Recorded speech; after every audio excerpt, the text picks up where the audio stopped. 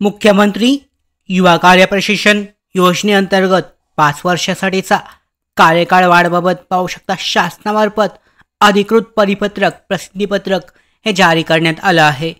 महाराष्ट्र शासन कौशल्य रोजगार उद्योजकता आणि नाविन्यता विभाग यांच्या अंतर्गत 16 जुलैला हे परिपत्रक जे आहे प्रसिद्धीपत्रक हे जारी करण्यात आलं आहे। पाहू शकता आयुक्त कौशल्य विकास रोजगार आणि उद्योजकता आयुक्तालय नवी मुंबई यांच्या अंतर्गत मुख्यमंत्री युवा कार्य प्रशिक्षण योजनेअंतर्गत प्रशिक्षण कालावधीबाबत विविध समाज माध्यमात प्रसारित होत असलेल्या बनावट शासन निर्णयाबाबत हा प्रसिद्धीपत्रक परिपत्रक जारी करण्यात आला आहे।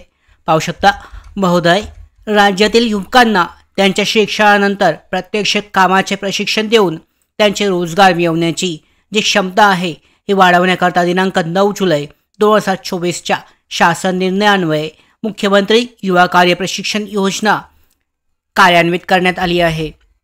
सदर योजनेअंतर्गत कार्य प्रशिक्षणाचा कालावधी हा 5 वर्ष इतका करण्यात आला असल्याबाबत बनावट शासन निर्णय महत्त्वाचा आहे। पाहू शकता बनावट शासन निर्णय समाज माध्यमांमधून प्रसारित होत असल्याबाबतची बाब पाहू शकता दिनांक 14 जुलै 2025 रोजी निदर्शनास आली आहे। सदर शासन निर्णय निकालच पाहू शकता खोटा असून प्रशिक्षणार्थ्यांच्या तसेच सर्वसामान्य जनतेच्या फसवणुकीचा तसेच दिशाभूल करण्याचा प्रकार आहे। यामध्ये मुख्यमंत्री युवा कार्य प्रशिक्षण योजनेअंतर्गत प्रशिक्षण कालावधी 5 वर्ष करण्याबाबत कोणताही शासन निर्णय कोणताही निर्णय शासनाने घेतलेला नाहीये।